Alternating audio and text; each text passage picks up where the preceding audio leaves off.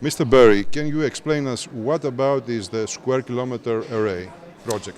Well, the Square Kilometre Array is it's an astronomy project, and it's designed along with other types of astronomy facilities that are being designed for this next century, to look at the most fundamental questions in astronomy, but also in fundamental physics. So what we're trying to do here is to design a telescope that is going to be able to understand the very fundamental things about the universe, why the universe looks like it does now, how the first objects in the universe, the first galaxies and the first stars were created, how they've changed through time since the Big Bang to what we see now, and also investigate fundamental things like gravity. SKA will be able to look at the way that gravity works and help us understand really fundamental physics in a new way.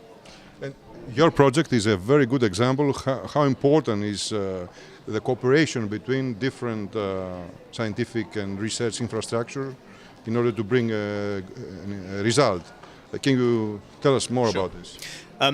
I think we're entering a time now where, in order to look at the kind of science questions, the kind of research questions that we all want to try to look at, you need bigger and bigger facilities, and they're at the point now where one country alone can't build these kind of facilities. They're too big, they're too expensive, they're too technologically challenging.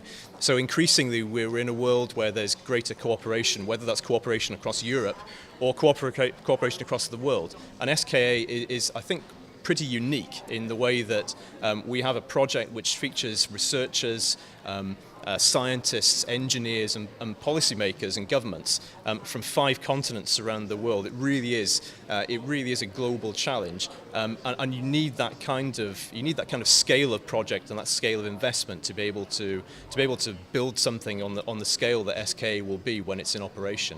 So in fact you are using different telescopes in different places of the Earth, linked with them, between them in a network, and with the help of big computers, big data. That's right, basically, yeah. So I mean, radio astronomy is quite simple in a way. You have a telescope which is generally a big dish, and you point it at the sky.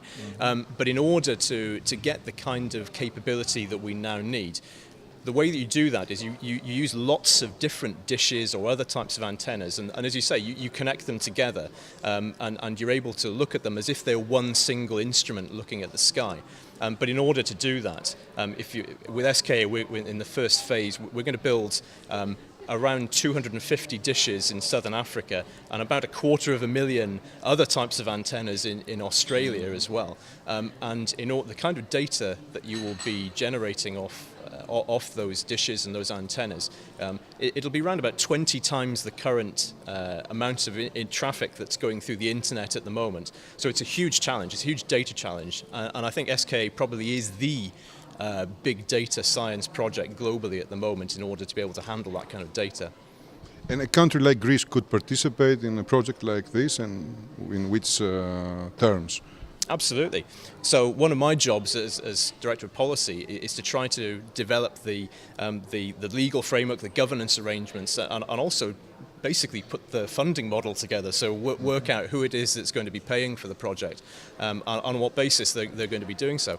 And in Europe there are a number of countries who are already involved, in addition to the other global players. But it's clear that the project is open. We're very welcoming to other nations becoming involved, and I'm sure within the astronomy community in Greece there'll be people doing radio astronomy and doing fundamental physics who would have an interest in SKA, and we're very open to talking about the basis on which they could contribute technically or in other ways to the project. Absolutely.